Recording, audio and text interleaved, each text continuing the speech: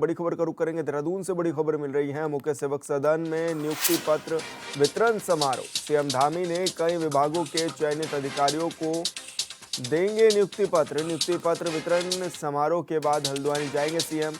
जबरानी बांध परियोजना के प्रभावितों से भी करेंगे मुलाकात। प्रभावितों को धनराशि वितरित करेंगे सीएम। कई विकास योजनाओं का करेंगे लोकार्पण। तो ये बड़ी खबर आपको बता रहे हैं, जहां पर जमरानी बांध परियोजना के प्रभावितों से भी मुलाकात करेंगे मुख्यमंत्री पुष्कर सिंह धामी और प्रभावितों को धनराशि वितरित भी करेंगे। इसी के साथ कई विकास योजनाओं का भी लोकार्पण करेंगे मुख्यमंत्री पुष्कर सिंह धामी। और मुख्य सेवक सदन में नियुक्ति पत्र समारोह का भी आयोजन किया गया है। आज सीएम धामी कई विभागों के चयनित अभ्यर्थियों को आज नियुक्ति पत्र भी देंगे और नियुक्ति पत्र वितरण के बाद हल्द्वानी के लिए भी रवाना होंगे मुख्यमंत्री पुष्कर सिंह धामी।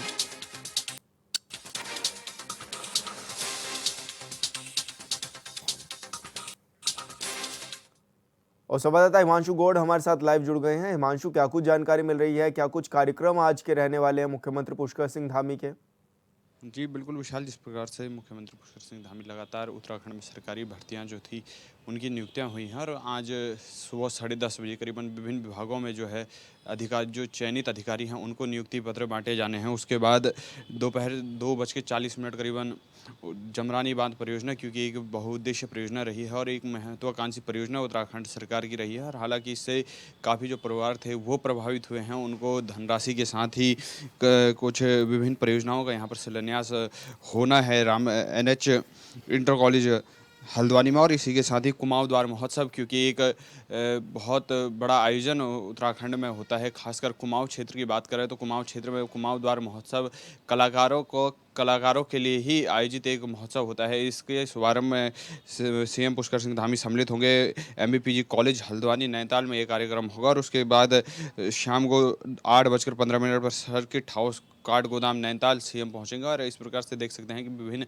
परियोजनाओं का जो है शिलान्यास है, विभिन्न अधिकारियों को जो है नियुक्ति पत्र यहां पर बांटे जाने हैं। तो कहीं ना कहीं उत्तराखंड में जिस प्रकार से चाहे जमरानी बांध परियोजना से प्रभावित लोग हों, उनको सहायता राशि बांटनी हो या विभिन्न चयनित अधिकारियों को नियुक्ति पत्र बांटना हो, तमाम ऐसे कार्यक्रमों में सीएम पुष्कर सिंह धामी सम्मिलित रहने वाले हैं। हिमांशु, क्योंकि ये भी देखा जा रहा है कि राज्य में जिस तरह से धामी सरकार ये दावा भी कर रही है कि बड़ी संख्या में हम रोजगार मुहैया करा रहे हैं, वो देखने में भी नजर आ रहा है। अब फिर से नियुक्ति पत्र भी बांटे जा रहे हैं। कितने अधिकारी इसमें शामिल भी होने जा रहे हैं? कितने लोगों को ये नियुक्ति पत्र बांटे जाएंगे? जी बिल्कुल, विभाग इसमें तमाम विभागों से करीब अनेक अधिकारी हैं, चाहे अलग अलग विभागों, पेयजल विभाग है, आबकारी विभाग है, तमाम ऐसे विभाग हैं जिनमें नियुक्ति पत्र यहाँ पर बांटे जाने हैं और उसी कार्यक्रम में आज पुष्कर सिंह धामी सम्मिलित होने वाले हैं। हिमांशु, क्योंकि कुमाऊं के दौरे पर भी मुख्यमंत्री रहने वाले हैं, इस दौरान कोई बड़ी सौगात भी देने जा रहे हैं कुमाऊं को? क्योंकि अक्सर ये देखा जाता है कि जब जब मुख्यमंत्री कुमाऊं दौरे पर रहते हैं तो बड़ी घोषणाएं करते हुए भी नजर आते हैं। जी बिल्कुल, क्योंकि कुमाऊं में आज एक तो पहला जमरानी बांध परियोजना से जो प्रभावित हैं उनको धनराशि वितरित होनी है, वहाँ पर अनेक परियोजनाओं का शिलान्यास होना है। और इसी के साथ ही क्योंकि संस्कृति संरक्षण की बात पुष्कर सिंह धामी हमेशा से करते आ रहे हैं और कहते भी हैं कि हमारी सरकार जो है संस्कृति संरक्षण के क्षेत्र में हमेशा तत्पर है। और क्योंकि कुमाऊं द्वार महोत्सव एक ऐतिहासिक आयोजन अब लगातार बनने जा रहा है, तमाम कलाकार जो है उसमें, चाहे कुमाऊं से लेकर गढ़वाल परिक्षेत्र के तमाम कलाकार इस महोत्सव में शामिल होते हैं और कलाकार ही इस महोत्सव का आयोजन करते हैं। और ऐसे में संस्कृति संरक्षण में, क्योंकि संस्कृति विभाग पर हमेशा से ही ये आरोप लगते आ रहे हैं कि संस्कृति विभाग जो है कलाकारों को प्रोत्साहन नहीं करता है, तो कहीं ना कहीं ये आज के ये कार्यक्रम में सम्मिलित होने के बाद एक बड़ी सौगात उत्तराखंड के कलाकारों को भी यहाँ पर मिल सकती है। बिल्कुल हिमांशु, बहुत बहुत शुक्रिया आपका तमाम जानकारी साझा करने के लिए। और बड़ी खबर का रुख करेंगे। बहराइच कांड से जुड़ी बड़ी खबर। आज सीएम से मिल सकते हैं मृतक रामगोपाल मिश्रा के परिजन। आज सीएम आवास में हो सकती है मुलाकात। हिंसा में गोली लगने से हुई थी रामगोपाल की मौत। तो ये बड़ी खबर आपको बता रहे हैं, जहां पर मुख्यमंत्री से आज मृतक रामगोपाल मिश्रा के परिजन मिल सकते हैं। सीएम आवास में ये मुलाकात संभव बताई जा रही है। आपको बता दें कि हिंसा में गोली लगने से रामगोपाल की मृत्यु हो गई थी। इसको लेकर हालांकि विपक्ष भी समय समय पर सवाल उठाता रहा है और अब सीएम योगी आदित्यनाथ से मिल सकते हैं। मृतक के परिजन।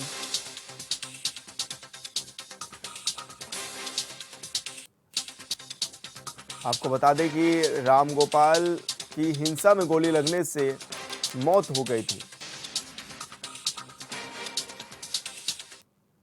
तो बहराइच कांड से जुड़ी ये बड़ी खबर आपको बता रहे हैं, जहां पर सीएम से आज मुलाकात कर सकते हैं रामगोपाल मिश्रा के परिजन, और सीएम आवास में ये मुलाकात संभव भी है।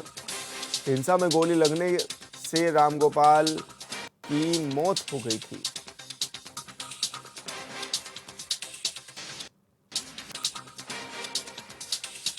तो बड़ी खबर आपको बता रहे हैं, जहां पर आज सीएम से मुलाकात होगी।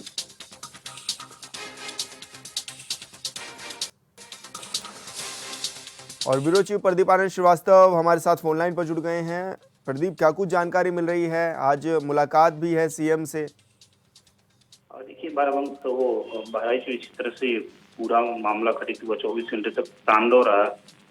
सीएम योगी ने उस पर तो निगाह जो है खुद बनाया, लेकिन जो पीड़ित परिवार हैं उनसे मिलना, उनके दर्द को साझा करना। पिछली बार भी इस तरह की एक हिंसा हुई थी, इसमें उन्होंने जो है परिवारों से मुलाकात की थी। तो आज परिवार को बुलाया गया है, परिवार सीएम से मिलेंगे और सीएम यथासंभव उनको उनकी जो आर्थिक मदद है वो भी करेंगे, जो कि ये मांग हिंदू संगठनों ने की थी, वहाँ के स्थानीय विधायक ने की थी, महाशय के स्थानीय विधायक ने की थी। तो ये सभी लोग आज मिलकर जो है विधायक साथ में रहेंगे और एक मीटिंग होगी, मुलाकात होगी। उसके बाद हो सकता है योगी आदित्यनाथ जो है कुछ बड़े मुआवजे का ऐलान करे। प्रदीप, क्योंकि विपक्ष भी लगातार सवाल उठा रहा था हिंसा को लेकर, रामगोपाल की मृत्यु को लेकर। बिल्कुल, विपक्ष अभी भी हमलावर है। अखिलेश यादव ने एक्स पे पोस्ट किया है कि उपचुनाव में डर का हाथ सता रहा है और यही कारण है कि इस तरह के उपद्रव और हिंसा की जगह उत्तर प्रदेश में हो गई है। कहीं न कहीं से विपक्ष अंशु अवस्थी, कांग्रेस के प्रवक्ता, उन्होंने कल बयान देके और बाराबंकी बहराइच के मुद्दे पे घेरना चाहा था सरकार को। लेकिन अभी क्या है कि जो स्थिति है बहराइच की वो पूरी तरह सामान्य हो चुकी है। इंटरनेट को भी बहाल कर दिया गया है और अभी अमन चैन और शांति है। जी बिल्कुल प्रदीप, लेकिन क्या माने कि जिस तरह से इस हिंसा को लेकर के भी सवाल उठे हैं, तो ऐसे में परिजनों की भी कोई मांग थी, कुछ बात वो कहते हुए नजर आ रहे थे, या फिर आज वो मुख्यमंत्री के सामने अपनी बात रख सकते हैं? देखिए, परिजनों ने अभी कोई मांग नहीं की है, लेकिन जो हिंदुवादी संगठन है जिन्होंने निरंतर विरोध दर्ज करवाया है, उनका यह कहना है कि जो पीड़ित जिसके वहाँ मृत्यु हुई है उस वो पूरी मतलब पूरा अभी यंग था, तो कहीं ना कहीं से इस परिवार को एक नौकरी मिले और 50 लाख रुपए का मुआवजा मिले। अब इन सब चीजों की मांग तो की गई है, लेकिन अब सीएम उसको किस तरह से देखते हैं और क्या किस तरह से उनके जख्मों पे मरहम लगाते हैं, ये मिलने के बाद पता चल पाएगा। जी बिल्कुल प्रदीप, बने रहिए आप हमारे साथ। और लखनऊ से बड़ी खबर, खाने पीने की चीजों पर थूकने का मामला, अध्यादेश लाने की तैयारी में है योगी सरकार। आज योगी सरकार की अहम बैठक में लिया जा सकता है बड़ा फैसला। तो ये बड़ी खबर आपको बता रहे हैं, जहां पर खाने पीने की चीजों को लेकर भी अध्यादेश ला सकती है योगी सरकार। आज बड़ी बैठक होने जा रही है और आज बैठक में यह निर्णय भी लिया जा सकता है। और प्रदीप आनंद श्रीवास्तव हमारे साथ बने हुए हैं। प्रदीप, क्या कुछ जानकारी मिल रही है, किस तरह का ये अध्यादेश लाने की तैयारी में है योगी सरकार? देखिए, जिस तरह से पूरे उत्तर प्रदेश से खाने में थूक परोसना और जो है गंदे तरीके से खाने को परोसना, ये इस तरह की शिकायतें आई थी, उसको देखते हुए सीएम योगी आदित्यनाथ और उनकी कैबिनेट ने ये फैसला लिया है कि इस विषय में एक अध्यादेश जारी करेंगे, जिसमें ये होगा कि जिनकी भी दुकानें हैं, ये चूंकि जब श्रावण मास चल रहा था उसी समय ये फैसला लिया गया था, लेकिन अब ऐसा लगता है कि इस पे कड़ाई बहुत ही गंभीरता के साथ करवाने जा रही है योगी सरकार। जो भी दुकानें हैं, जो खाने पीने की दुकानें हैं, चाहे जिस तरह की भी दुकान आपका आउटलेट है, उस पर आपका नाम, आपका पता और आपका मोबाइल नंबर ये चस्पा होना चाहिए। और अगर आपका जो जीएसटीएन नंबर है, छोटे दुकानदार है, जीएसटीएन नंबर नहीं है, तो स्थानीय जो नगर पंचायत है वहाँ पर आपकी दुकान नगर पंचायत के अधीन रजिस्टर्ड होनी चाहिए। ये तमाम अध्यादेश में ये तमाम जो है आदेश आ सकते हैं और आने वाले दिनों में इसके दूरगामी परिणाम भी देखने को मिलेंगे। प्रदीप, क्योंकि जिस तरह से थूकने वाले मामले सामने आ रहे थे खाने पीने में, तो ऐसे में जो एक पक्ष है, क्या उनके भी बयान सामने आ रहे हैं कि इस तरह के काम करने से उनकी छवि भी खराब हो रही है, एक कौम की छवि खराब हो रही है? देखिए, अभी जो दूसरा पक्ष उसकी तरफ से या उनके किसी नेता की तरफ से कोई बयान नहीं आया है, इस पे समाजवादी पार्टी ने पहले एक सवाल खड़े किए थे, लेकिन बाद में जो है बात फिर भी पार्टी की। जी बिल्कुल प्रदीप, बहुत बहुत शुक्रिया आपका तमाम जानकारी साझा करने के लिए।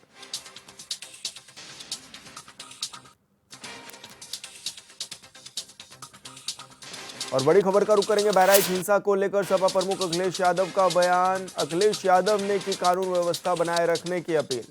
कानून व्यवस्था बनी रहे इस दिशा में काम करे, जो घटना हुई है वो दुखद है, ये अखिलेश यादव का कहना है। तो बड़ी खबर आपको बता रहे हैं जहां पर कानून व्यवस्था बनाए रखने की भी अपील की गई है और बहराइच हिंसा को लेकर सपा प्रमुख अखिलेश का ये बयान भी सामने आया है। उन्होंने कहा है कि जो घटना हुई है वो दुखद है। तो ये बड़ी खबर आपको बता रहे हैं जहां पर अखिलेश यादव ने कानून व्यवस्था बनाए रखने की लोगों से भी अपील की है और कानून व्यवस्था बनी रहे इस दिशा में काम भी करें। मौके पे कोई और छोटा अधिकारी हट जाए, सरकार को न्याय करना चाहिए। एक चौकी इंचार्ज या वहां पर मौके पे कोई और छोटा अधिकारी हट जाए, उससे कानून व्यवस्था नहीं संभलेगी। जिस समय ये प्रोसेशन निकलने का काम शुरू हुआ, कम से कम प्रशासन को इस बात का ध्यान रखना चाहिए था कि जो प्रोसेशन निकल रहा है उसका रूट क्या है, रूट पे पूरी सुरक्षा है कि नहीं है, पर्याप्त पुलिस है कि नहीं है, और उसके साथ साथ उन लाउड स्पीकर्स पे क्या बजाया जा रहा है। अगर ये बात मैं कहूं तो हो सकता है सरकार कुछ और बात कहे, लेकिन कम से कम प्रशासन को यह ध्यान रखना चाहिए था कि आखिरकार क्या बजा रहे हैं, क्या किसी को अपमानित कर रहे हैं। तो ये पूरी जिम्मेदारी शासन की है। और यहाँ रुके छोटे से ब्रेक के लिए, जल्द होंगे हाजिर। लखीमपुर खीरी से बड़ी खबर मिल रही है। लखीमपुर खीरी विधायक थप्पड़ कांड में बड़ा अपडेट। विधायकों को थप्पड़ मारने वाले अवधेश सिंह निष्कासित। बीजेपी ने अवधेश सिंह को निष्कासित भी कर दिया है। प्रदेश महामंत्री गोविंद नारायण शुक्ला ने इसके बारे में जानकारी भी दी है। तो बड़ी खबर आपको बता रहे हैं जहां पर थप्पड़ कांड को लेकर लगातार बवाल भी मचा हुआ था और बीजेपी ने अब अवधेश सिंह को पार्टी से निष्कासित भी कर दिया है। प्रदेश महामंत्री गोविंद नारायण शुक्ला ने इसके बारे में जानकारी भी साझा की है। तो ये बड़ी खबर आपको बता रहे हैं जहां पर लखीमपुर खीरी विधायक थप्पड़ कांड में बड़ा अपडेट मिल रहा है। विधायक को थप्पड़ मारने वाले अवधेश को निष्कासित पार्टी से कर दिया गया है। तो बड़ी खबर आपको बता रहे हैं जहां पर भारतीय जनता पार्टी ने अवधेश को पार्टी से भी निष्कासित कर दिया है। लखीमपुर खीरी विधायक थप्पड़ कांड में यह बड़ा अपडेट सामने आ रहा है।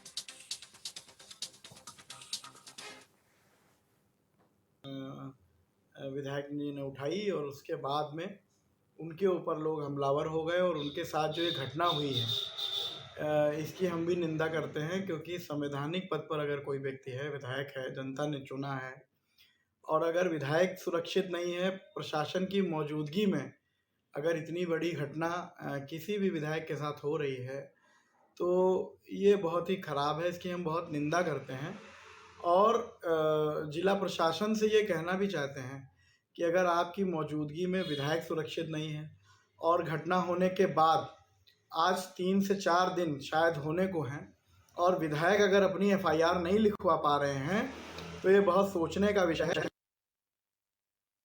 शहनवाज गौरी हमारे साथ फोन लाइन पर जुड़ गए हैं। शहनवाज, सबसे पहले तो जिस तरह से विधायक को थप्पड़ मारा गया, ये किस तरह की घटना भी थी? क्या कुछ बात निकल करके सामने आई कि क्यों थप्पड़ मारा गया? और दूसरा, पार्टी की तरफ से क्या कुछ स्टैंड लिया गया है अभी?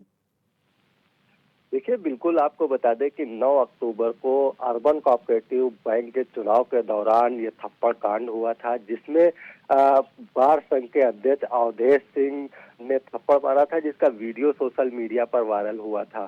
तो लगातार 4 दिन बीत जाने के बाद ये भारतीय जनता पार्टी के प्रदेश नेतृत्व द्वारा ये कार्रवाई की गई है, क्योंकि आपको बता दें कि थप्पड़ कांड के बाद लखीमपुर खीरी में बड़ा आंदोलन हुआ था और लगातार लोगों ने जो है डीएम कार्यालय का घेराव किया था, क्योंकि आपको बता दें कि जब ये वीडियो वायरल हुआ था तो कहीं ना कहीं लोग जो निंदा कर रहे थे, इसके अलावा सर्व समाज विधायक के समर्थन में उतर आया था और लगातार ये मांग की जा रही थी कि इन लोगों पर कार्रवाई की जाए।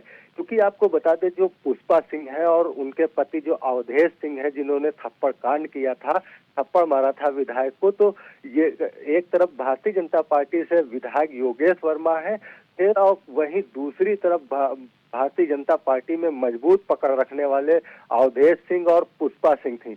तो कहीं ना कहीं ये चर्चा का विषय बना हुआ था, क्योंकि उन लोगों पर कार्रवाई नहीं हो रही थी। और करीब 4 दिन के बाद आपको बता दें कि जब सर्व समाज विधायक के समर्थन में उतरा है, इसके अलावा लखीमपुर खीरी के सपा सांसद ने भी जो थप्पड़ कांड हुआ है उस पर घोर निंदा की है। उसके बाद कहीं ना कहीं भारतीय जनता पार्टी की लगातार जो फजीहत हो रही थी, उसके बाद आखिरकार भारतीय जनता पार्टी ने इस ठोस कदम उठाया है। कल योगेश वर्मा मुख्यमंत्री योगी आदित्यनाथ से मिले थे। उसके बाद यह खबर आई है कि अवधेश सिंह और पुष्पा सिंह समेत 4 लोगों को पार्टी से निष्कासित कर दिया गया है। फिलहाल आपको बता दें कि चर्चा ये बनी हुई है कि पार्टी से तो निष्कासित किया गया, लेकिन अभी तक उन लोगों के खिलाफ FIR नहीं दर्ज की गई है। जी बिल्कुल शहनवाज, बहुत बहुत शुक्रिया आपका तमाम जानकारी साझा करने के लिए। श्रावस्ती से बड़ी खबर, मोबाइल के टॉर्च की रोशनी में हो रहा मरीज का इलाज। घायल मरीज के इलाज का वीडियो भी वायरल हो रहा है। सड़क हादसे में घायल हुआ था युवक। एकोना के सरकारी अस्पताल लेकर पहुंचे थे लोग। बिजली ना होने पर मोबाइल के टॉर्च से ही किया गया इलाज। जनरेटर होने के बाद भी नहीं चलाया गया। एकोना सामुदायिक स्वास्थ्य केंद्र का यह मामला बताया जा रहा है। तो बड़ी खबर आपको बता रहे हैं, जहां पर मोबाइल की टॉर्च में इलाज किया जा रहा है और ऐसे में जनरेटर था अस्पताल में, लेकिन उसका उपयोग नहीं किया गया। इकोना सामुदायिक स्वास्थ्य केंद्र का यह मामला बताया जा रहा है, जहां पर घायल व्यक्ति को अस्पताल में तो लाया गया, लेकिन लाइट ना होने की वजह से उसका इलाज जो है वो मोबाइल की टॉर्च से किया जा रहा है। विजुअल्स में भी देखा जा सकता है कि किस तरह से मरीज का इलाज किया जा रहा है। फोन की टॉर्च पकड़े हुए हैं और उसी टॉर्च से इलाज भी किया जा रहा है। हालांकि अस्पताल में जनरेटर की व्यवस्था भी थी, लेकिन उसको नहीं चलाया गया है।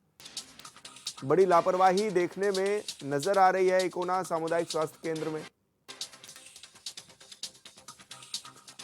श्रावस्ती का ये पूरा मामला है, जहां पर युवक घायल था और घायल युवक को अस्पताल में पहुंचाया गया, जहां पर टॉर्च से उसका इलाज किया गया। इकोना के सरकारी अस्पताल लेकर पहुंचे थे मरीज को लोग, और वहां की ये तस्वीरें हैं। और तस्वीरें भी देखी जा सकती हैं कि किस तरह से मरीज के परिजन ही मोबाइल की टॉर्च जलाए हुए हैं। उसके बाद डॉक्टर उनका इलाज करते हुए नजर आ रहा है। हालांकि अस्पताल की व्यवस्थाएं पूरी तरह से चरमराई हुई भी नजर आ रही हैं।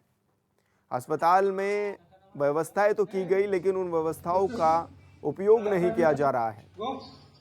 राज्य सरकार समय समय पर यह दावे करती रही है कि अस्पतालों को बेहतर किया जा रहा है, लेकिन श्रावस्ती की जब ये तस्वीरें सामने आती हैं तो वो चौंका देती हैं।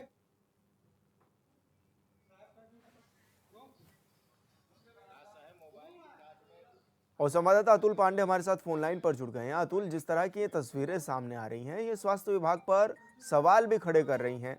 किस रूप में इसको देखा भी जा रहा है? क्या अभी तक कोई कार्रवाई की भी बात की गई है ऐसे लोगों पर, जब व्यवस्था होने के बावजूद भी उन व्यवस्थाओं का इस्तेमाल नहीं किया जाता?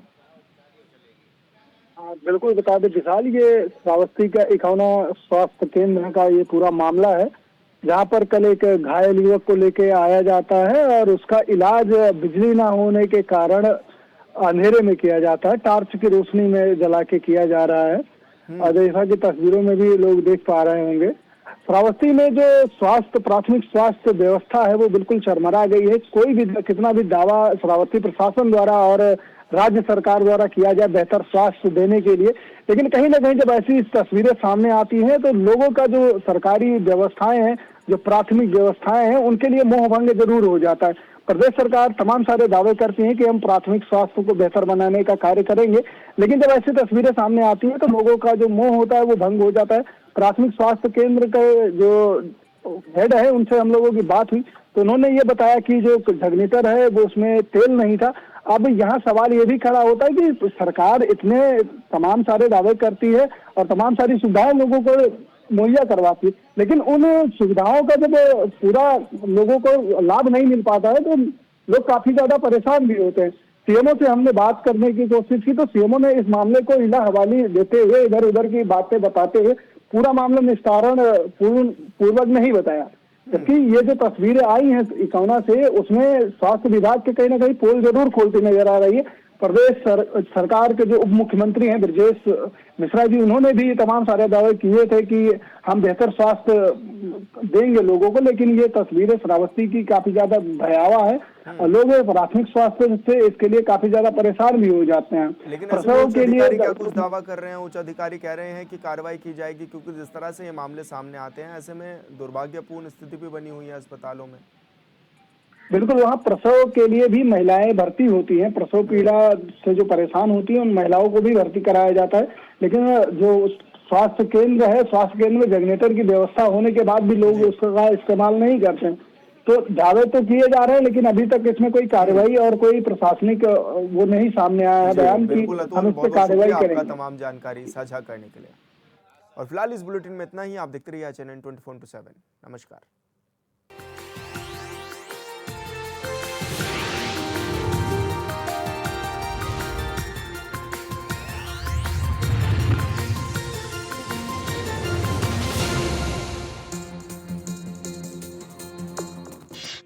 आपका पसंदीदा न्यूज चैनल HNN 24/7 अब टाटा प्ले के चैनल नंबर 1141 पर भी उपलब्ध।